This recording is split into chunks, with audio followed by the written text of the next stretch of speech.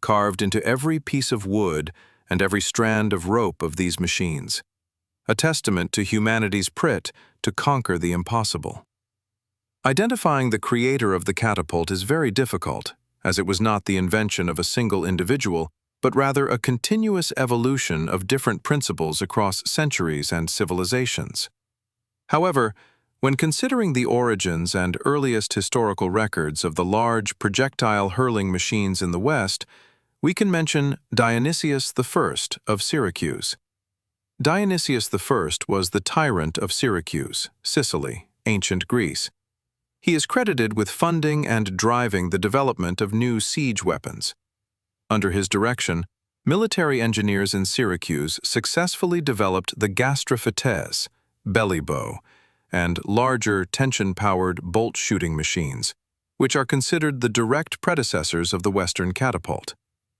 These weapons were first widely used during the war against Carthage in 399 before Common Era. In ancient times, the identities of military engineers were often not recorded in detail like those of generals or emperors. Historians believe that the catapult's development was the work of a team of engineers and craftsmen working in Dionysius's workshops, not a single inventor. They were the ones who transformed mathematical and physical theories into practical war machines. The primary context that led to the catapult's emergence was the development of robust defensive architecture. From the ancient Greek and Roman periods through the Middle Ages, cities and fortresses were constructed with increasingly thick, high, and robust stone walls. Before the catapult, taking a fortified stronghold was extremely difficult.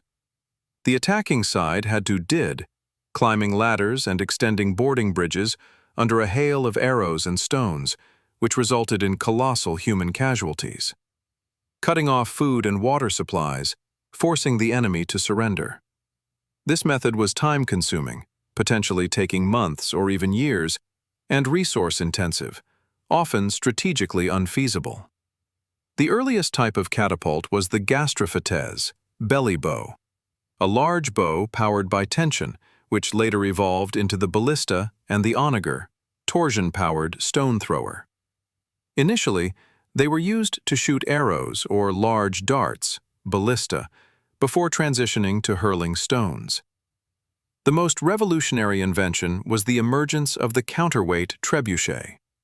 Instead of relying on human pulling power or the torsion of ropes, the trebuchet used a massive counterweight, tons of stone or lead, at the short end of the throwing arm. When the counterweight dropped, it created enormous leverage, launching stones weighing hundreds of kilograms up to 200 to 300 meters with higher accuracy. The counterweight trebuchet was the most devastating siege weapon until it was replaced by cannons.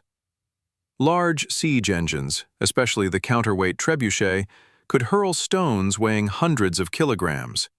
This power could destroy stone walls and guard towers, something previously only achievable by mining or battering rams. Catapults allowed attackers to create breaches in the walls much faster, minimizing the cost and risk of a prolonged siege. This made military campaigns more agile and efficient.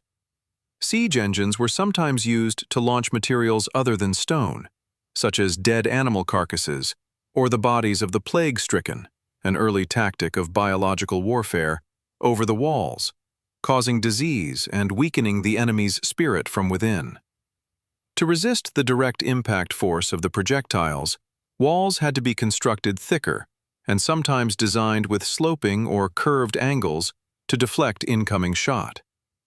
Many fortresses began replacing square guard towers with round towers because a curved surface was less vulnerable to stones launched from catapults.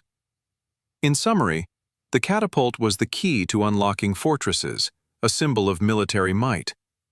Their ability to destroy strong fortifications made them an indispensable factor in winning any siege warfare for over a millennium. And that concludes our journey for today. We have seen how a machine made of wood and rope permanently changed the nature of warfare.